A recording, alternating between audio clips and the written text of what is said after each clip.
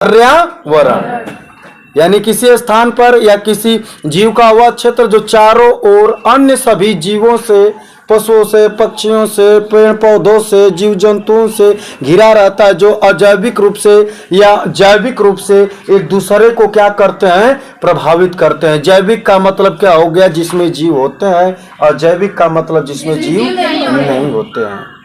जैसे आपका अजैविक का मतलब क्या हुआ, नदी हुआ, पहाड़ हुआ, पर्वत हुआ, हवाएं हुआ, महासागर हुआ, है? ये सब मिट्टी हुआ, मैदान हुआ, ये सब क्या है, अजैविक है।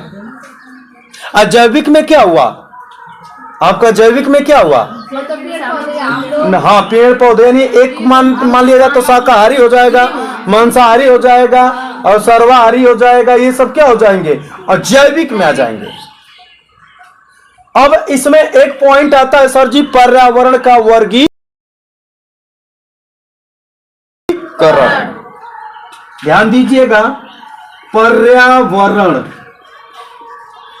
पर्यावरण का वर्गीकरण ध्यान से समझना, बहुत अच्छी पॉइंट है और टॉपिक भी है। यह आपका पीछा नहीं छोड़ेगा सर जी। पर्यावरण शब्द क्यों नहीं छोड़ेगा, क्योंकि आप जब बीटीसी करेंगे तो भी पर्यावरण 30 क्वेश्चन बनेंगे। बीटीसी जब आप करेंगे बाबू, जैसे कि बीएड करेंगे, चाहे बीटीसी करेंगे, चाहे बीए और बीएससी जब करेंगे, तो एगो पर्यावरण का पेपर देना पड़ता है, एक राष्ट्रीय गौरव का या तो पर्यावरण से संबंधित। तो पर्यावरण हमारे इस सृष्टि का, हमारे इस पृथ्वी का, हमारे इस देश का एक अमूल्य अंग है। पर्यावरण को हमें शुद्ध रखना है। पर्यावरण में सभी प्रकार के जीव जंतु होते हैं। आज पर्यावरण के कारण ही हम जीवित हैं। पर्यावरण हमारे पेड़ पौधों से बनता है, पर्यावरण हमारे जीव जंतुओं से बनता है, पर्यावरण हमारे पेड़ पौधों से बनता है ना भाई। इसमें हवाएं हैं तभी तो हम सांस ले रहे हैं, तो इसमें गैसों का भी मिश्रण है। इस पर्यावरण में विभिन्न प्रकार की गैसों का भी क्या है, मिश्रण है। अब इसमें पर्यावरण का जब हम वर्गीकरण करते हैं सर, तो हमारा पर्यावरण जो होता है, हमारा पर्यावरण जो है 3 तत्वों से मिलकर बना है। पर्यावरण कितने तत्वों से मिलकर बना है, 3 तत्व, स्थल, जल और वायु। यानी इसके कितने तत्व हैं, 3 तत्व हैं। इनके 3 तत्व कौन कौन से हैं, ध्यान दीजिएगा। स्थल हो जाता है, एक तत्व स्थल हो जाता है, एक तत्व जल हो जाता है, और एक तत्व क्या आ जाता है, वायु हो जाता है। एक स्थल हो गया, दूसरा जल हो गया, और तीसरा क्या हो जाएगा, वायु। एक स्थल, एक जल और एक वायु। यानी कहा जाता है कि इनको जो होता है, स्थल को भी, जल को भी और वायु को भी कई प्रकार से वर्गीकृत किया जा सकता है या बांटा जा सकता है, कई प्रकार से। जिसमें पहला जो आ जाता है आपका सर जी, कहा जाता है वायुमंडल। एक नाम आ जाता है वायुमंडल। इसको इंग्लिश में क्या कहते हैं, एटमॉस्फियर।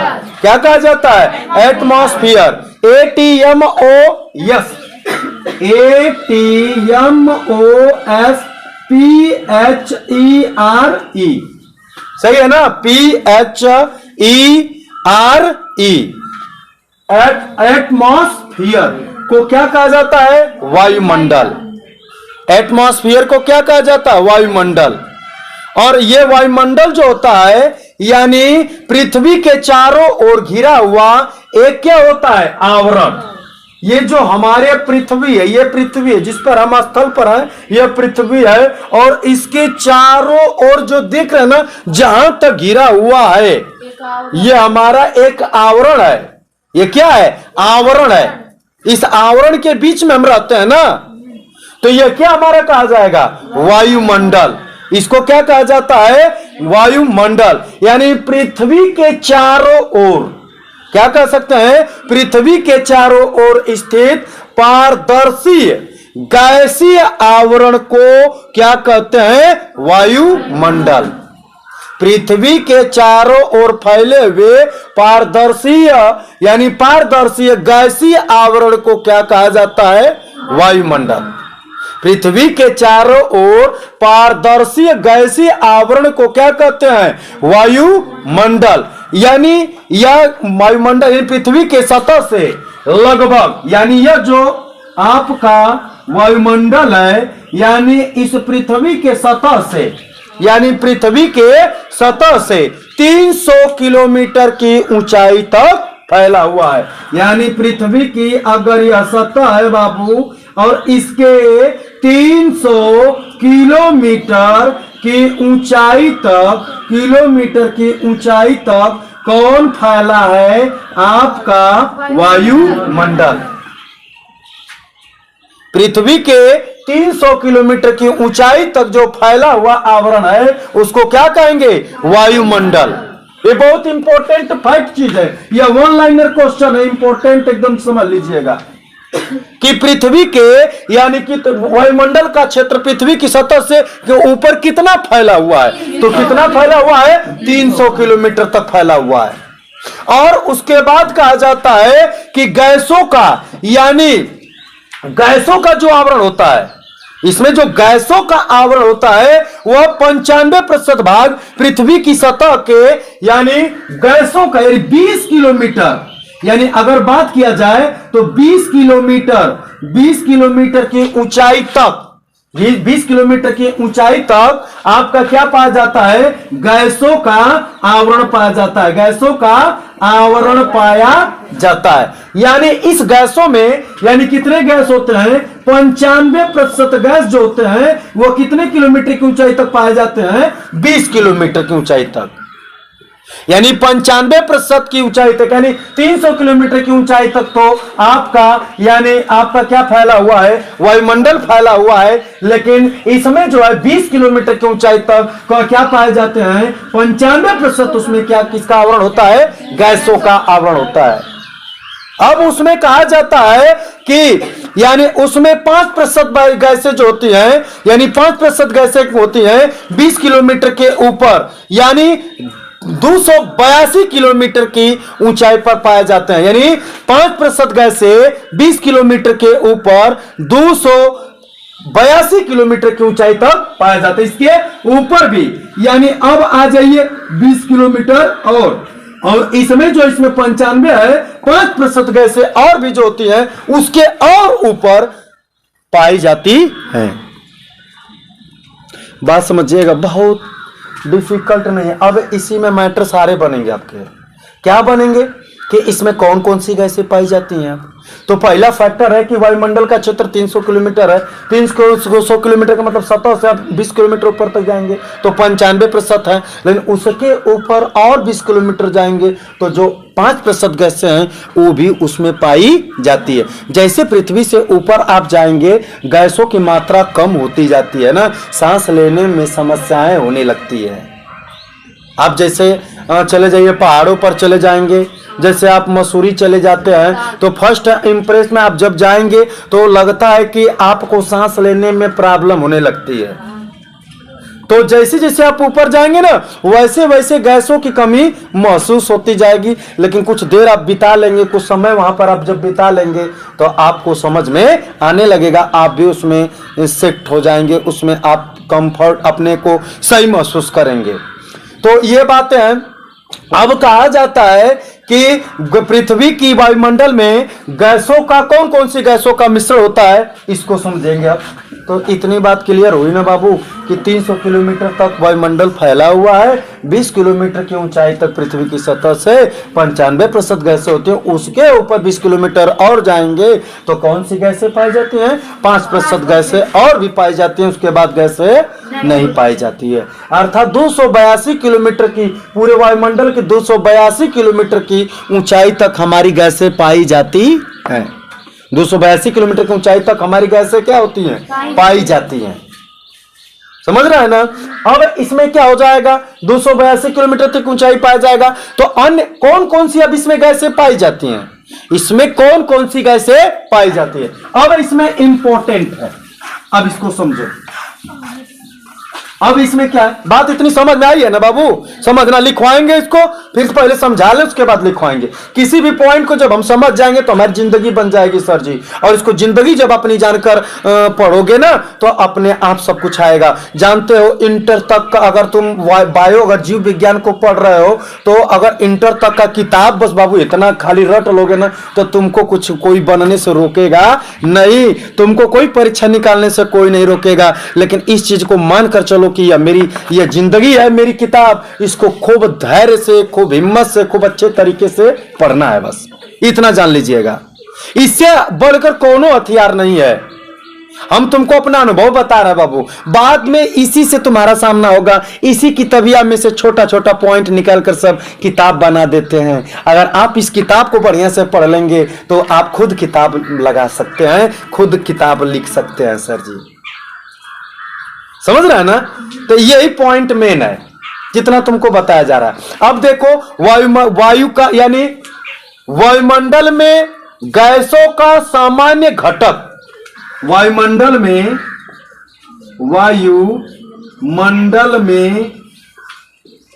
गैसों का सामान्य घटक,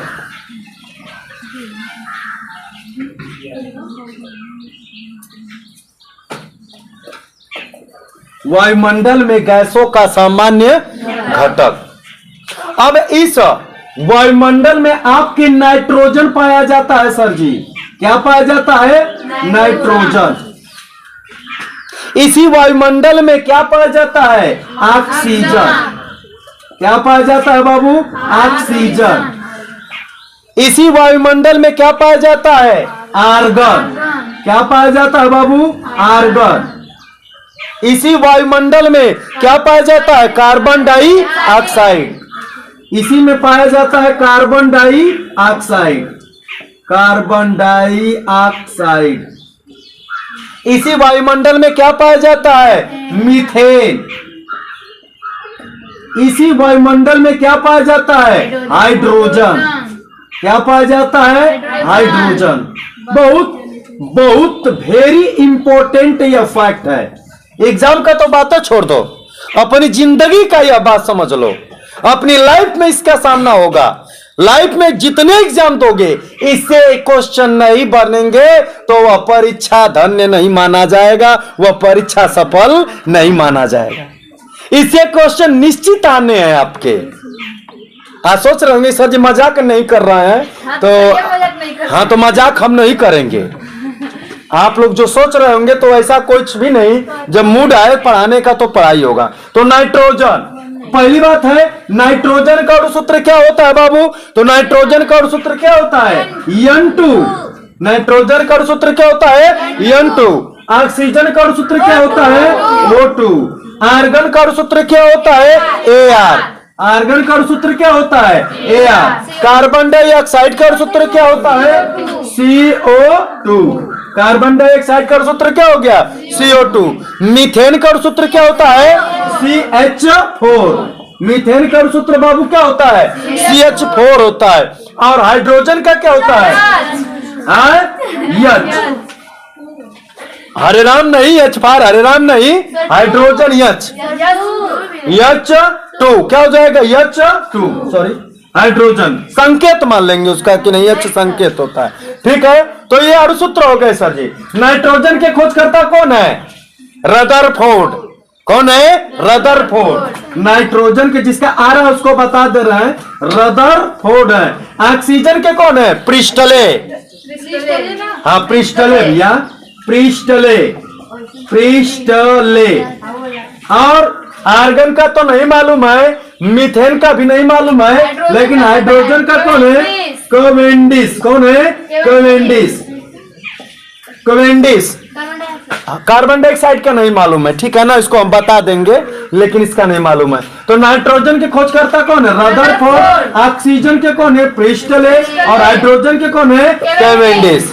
एक बात और बताया जाता है, हाइड्रोजन सबसे अधिक कहां पाया जाता है? तो हाइड्रोजन सबसे अधिक जो पाया जाता है बाबू, यह पाया जाता है ब्रह्मांड में।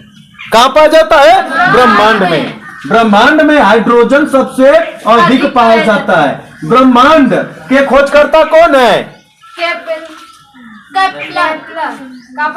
कापरनिकस, यानी जिसको सौरमंडल कहा जाएगा। सौरमंडल या ब्रह्मांड जो होगा इसके खोजकर्ता कौन है? कापरनिकस। और ग्रही परिकल्पना किसने दिया? केपलर ने। ग्रही परिकल्पना अगर किसी ने दिया तो उसका नाम क्या है? केपलर। तो अब है आपका, तो ब्रह्मांड में हाइड्रोजन की मात्रा कितनी होती है? 78%। कितना पाई जाती है? 78%। ब्रह्मांड में जो हाइड्रोजन की मात्रा सबसे अधिक पाई जाती है, एक सेकेंड, ये भी है 78, यानी 78 से 80% के रूप में है, यानी 72 से, यानी 72 से 75, इसको लिख लीजिए, 72 से 75% के रूप में आपका पाया जाता है क्या? हाइड्रोजन। ब्रह्मांड में हाइड्रोजन पाया जाता है। जो ब्रह्मांड में सबसे अधिक पाया जाता है वह क्या है? हाइड्रोजन। हाइड्रोजन के खोजकर्ता कौन है? केवेंडिश। हाइड्रोजन के खोजकर्ता कौन है? केवेंडिश। और नाइट्रोजन, यानी अब इसकी बात आ जाएगा तो वायुमंडल में सर्वाधिक अगर कुछ पाया जाता है गैस, सर्वाधिक जो गैस पाई जाती है वह कौन है? नाइट्रोजन। वायुमंडल में किसकी मात्रा सबसे अधिक होती है? नाइट्रोजन। और वायुमंडल में अगर बात किया जाए कि नाइट्रोजन की मात्रा कितनी होती है तो 78.09% लिख लीजिएगा। ये नॉर्मल बोल दिया जाता है 78 क्वेश्चन के हिसाब से। 78 है, 73 है, 70 है, 65 है, तो कौन सा सही है? तो 78 है। लेकिन फर्स्ट चीज उसमें क्या है? 78.09%। अब इसमें है ऑक्सीजन। तो ऑक्सीजन की मात्रा कितनी होती है वायुमंडल में? 20.95%, या हम कह सकते हैं इसको 21%। ये लगभग में रखा जाता है बाबू। कम भी हो सकता है और अधिक भी हो सकता है, लेकिन इससे कम नहीं रहेगा, इससे कम नहीं रहेगा। तो विकल्प में आपके 20.95% भी सही है, या 21%। 5% कम होता है, लेकिन उसको भी जोड़ दिया जाए तो कितना हो जाता है? 21%। अब इसमें है आर्गन। तो वायुमंडल में आर्गन की जो मात्रा होती है वह कितनी होती है? तो 0.9%। 0.9%। आर्गन की मात्रा जो होती है 0.9%। थोड़ा इसको कॉम्पिटिटिव लेवल पर मत देखो भाई, इसको अभी सिलेबस स्तर पर देखो, ठीक है ना? तो 0.9%।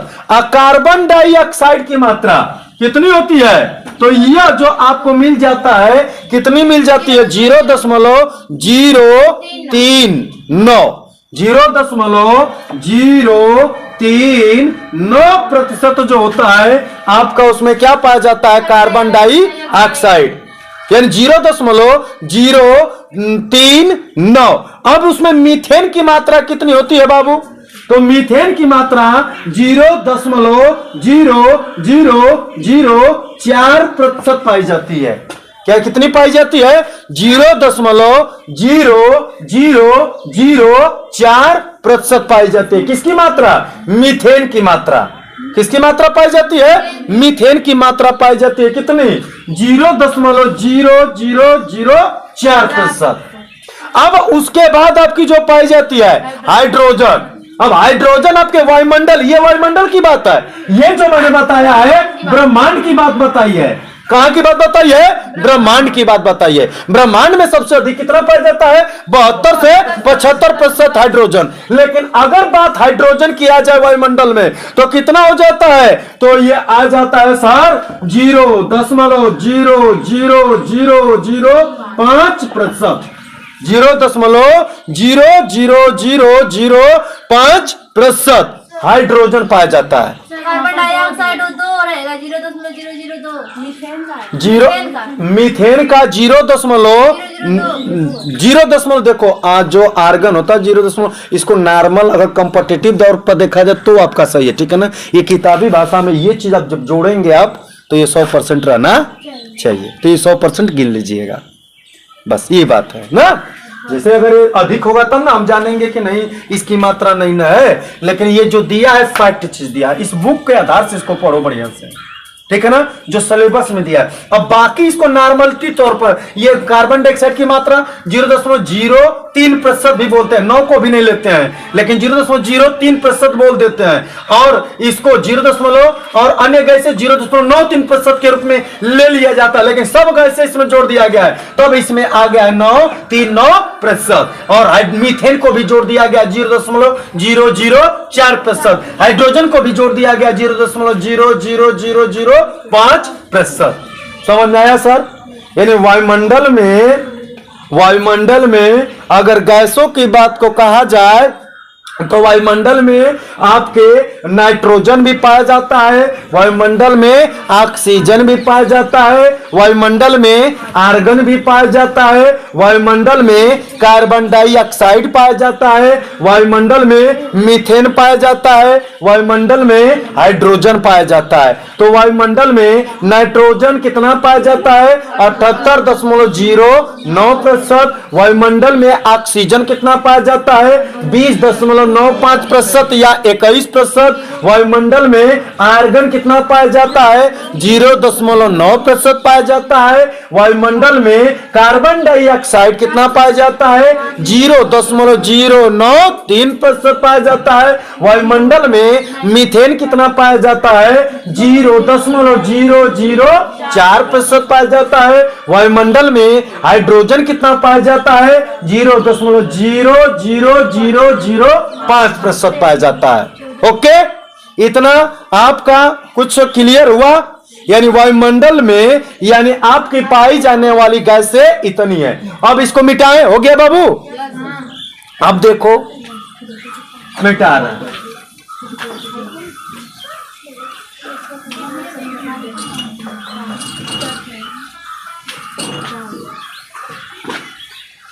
अब देखिए इसमें जो है यानी वायुमंडल को नीचे से ऊपर, वायुमंडल को हमारे इस वायुमंडल को नीचे से ऊपर कितने स्तरों में बांटा गया है? 5 स्तरों में। यानी इसके 5 परत हैं, 5 मंडल हैं वायुमंडल के भी। यानी वायुमंडल में जो होते हैं अगर बात किया जाए तो वायुमंडल में जो होता है क्या होता है? ऊपर से नीचे से ऊपर की ओर 5 स्तरों में बांटा होता है। वायुमंडल नीचे से ऊपर, नीचे से बात नहीं, नीचे से ऊपर तक, वायुमंडल नीचे से ऊपर तक 5 स्तरों में बांटा होता है। समझ में आ रहा है कि नहीं जी? बोलिए, समझ में आ रहा है कि नहीं हमारी बतिया?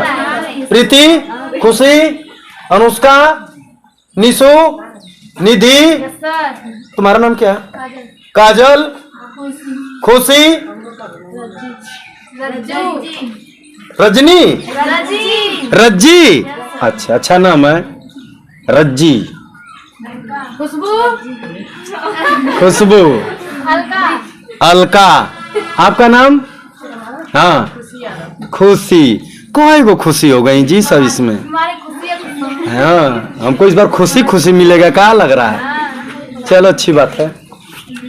चलो देखो ध्यान से, खुशी यानी ये नाम बड़े अच्छे से रखा गया आप लोगों का नाम, खुशी खुशी खुशी, ठीक है ना?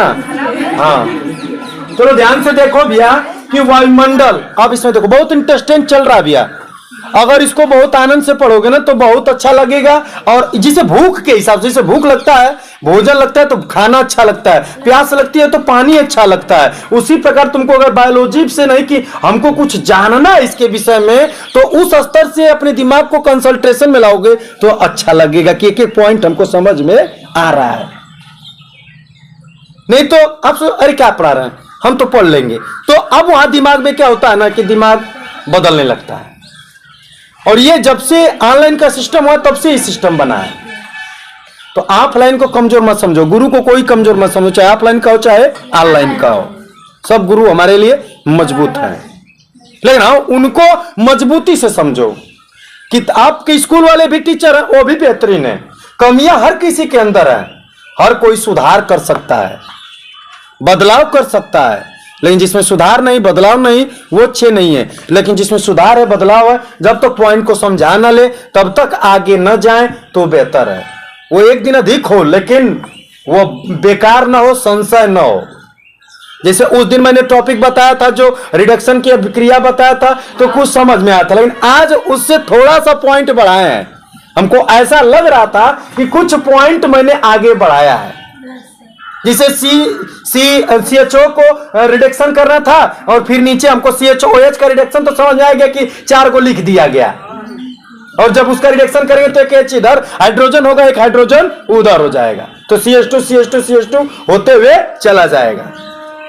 लेकिन अभी भी उसमें संशय बना हुआ है, तो उस संशय को हम कल तक दूर कर देंगे।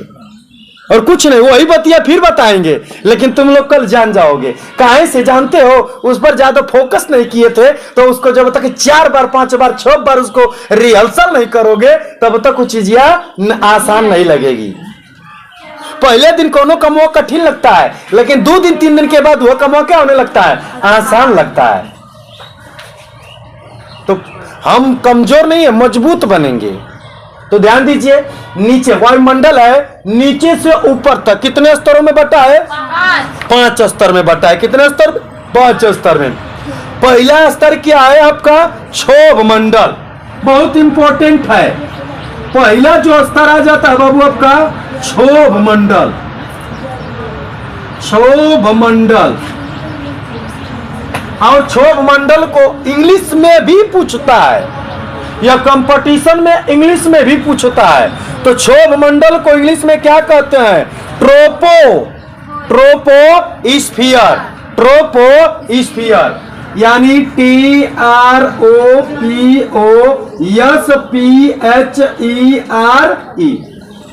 ट्रोपोस्फियर। क्षोभ मंडल को क्या कहते हैं? ट्रोपोस्फियर कहा जाता है। कहा जाता है। किस मंडल में हम हैं? क्षोभ मंडल में है।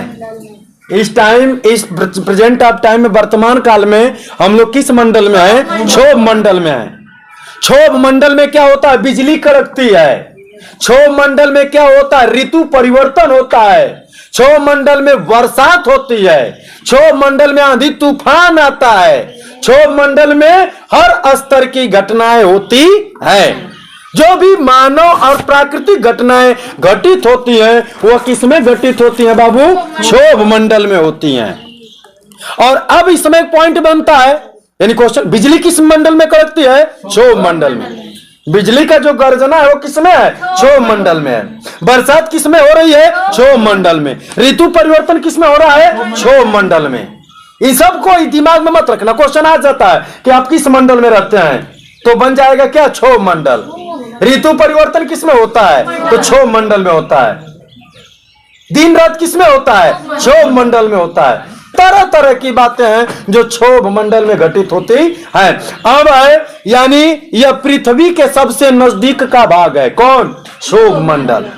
पृथ्वी के सबसे नजदीक का भाग कौन है? क्षोभ मंडल है। और जो पृथ्वी की सतह से, यानी पृथ्वी की सतह से, यह पृथ्वी है, इसकी सतह से 18 यानी 17 से 18 किलोमीटर की ऊंचाई तक पाया जाता है। 17 से 18 किलोमीटर की ऊंचाई तक कौन पाया जाता है? आपका क्षोभ मंडल। और कहा जाता है बाबू, यानी अब इसमें भूमध्य रेखा से 18 किलोमीटर, और यानी यही जो है क्षोभ मंडल, यानी क्षोभ मंडल की बात किया जाए तो यह पृथ्वी के स्तर से कितनी ऊंचाई तक पाया जाता है? 17 से 18 किलोमीटर। तो हम जो हैं जिस पर, इस भूमध्य रेखा कहा जाता है। इसको क्या कहा जाता है? भूमध्य रेखा, जहां पर सभी जीव क्या करते हैं? निवास करते हैं। यहां से 17 किलोमीटर, 17 से 18 किलोमीटर की ऊंचाई तक है। और ध्रुवों से, यानी ध्रुवों से कितनी ऊंचाई पर पाया जाता है? यानी ध्रुवों से 8 किलोमीटर की ऊंचाई तक। यानी अगर भूमध्य रेखा से पूछ दे तो भूमध्य रेखा से क्षोभ मंडल की ऊंचाई कितनी है? 18 से 19, 17 से 18 से 19 किलोमीटर। और ध्रुवों से पूछ दिया जाए कि ध्रुवों पर क्षोभ मंडल की ऊंचाई कितनी है, तो ध्रुवों पर पाया जाता है 8 किलोमीटर की ऊंचाई तक। क्या पाया जाता है? क्षोभ मंडल। यह क्वेश्चन डिफिकल्ट हो गया, इसे याद करना पड़ेगा, इसको क्लियर करना पड़ेगा। तो मेन फैक्ट यही ना होते हैं, किसी भी क्वेश्चन का, किसी भी प्रश्न का, किसी भी जो किताब है, कोई पॉइंट है, उसका ज्ञान होता है उसके मेन पॉइंट। अब मेन पॉइंट में मैंने क्या बताया कि वायुमंडल होता है, वायुमंडल में कितने स्तर होते हैं? 5 स्तर होते हैं। वायुमंडल में विभिन्न प्रकार की गैसें होती हैं, उसमें किस गैस की कितनी मात्रा है, ये चीज फैक्ट है ना। अब वायुमंडल कहा जाएगा और गैस का नाम न लिया जाए और वायुमंडल में 5 स्तर की बात न किया जाए, 6 मंडल की बात न किया जाए, तो वायुमंडल पूरा होगा? नहीं। वायुमंडल में इनका रहना जरूरी है। अगर वायुमंडल में इनका नहीं रहना जरूरी है तो आपका वायुमंडल कहा ही नहीं जाएगा। समझ में आया?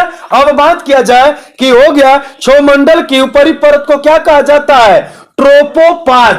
क्षोभ मंडल के एकदम ऊपरी परत को, यानी क्षोभ मंडल के ऊपरी परत को क्या कहते हैं? ट्रोपोपाज। क्या कहते हैं? परत को ट्रोपोपाज, यानी ट्रोपोस्फियर है, लेकिन क्या कहा जाता है? ट्रोपोपाज कहते हैं। क्षोभ मंडल के ऊपरी परत को क्या कहते हैं? ट्रोपोपाज कहते हैं। अब इसमें कंडीशन बन जाता है बाबू आपका, कहते हैं कि बादल का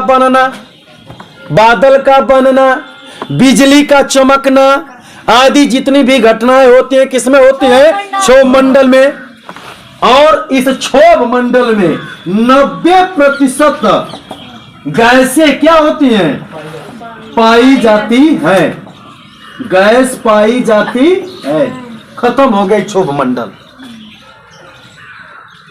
क्षोभ मंडल में क्या है? क्षोभ मंडल जो होता है 17 से पृथ्वी स्तर से 17 से 18 किलोमीटर की ऊंचाई तक पाया जाता है। क्षोभ मंडल भूमध्य रेखा से 17 से 18 किलोमीटर की ऊंचाई तक पाया जाता है। क्षोभ मंडल ध्रुवों से 8 किलोमीटर की ऊंचाई तक पाया जाता है। क्षोभ मंडल के ऊपरी परत को ट्रोपोपाज कहते हैं। क्षोभ मंडल में बिजली का कड़कना होता है। क्षोभ मंडल में बरसात होती है। क्षोभ मंडल में ऋतु परिवर्तन होता है। क्षोभ मंडल में मानवीय और जैविक क्रियाएं का घटना होता है। क्षोभ मंडल में 90% गैसें पाई जाती हैं। क्षोभ मंडल में दिन और रात होते हैं। ये सारी घटनाएं की कंडीशन किसमें पाई जाती है? क्षोभ मंडल में। क्षोभ मंडल खत्म।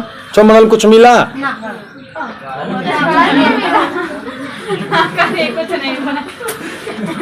पागल है आप लोग। हो गया ना? अब कोई दिक्कत नहीं? समझ में आया कि नहीं? अब हाँ चलिए, अब मिटाते हैं इसको। अब हेडिंग डालते हैं समताप मंडल। टाइम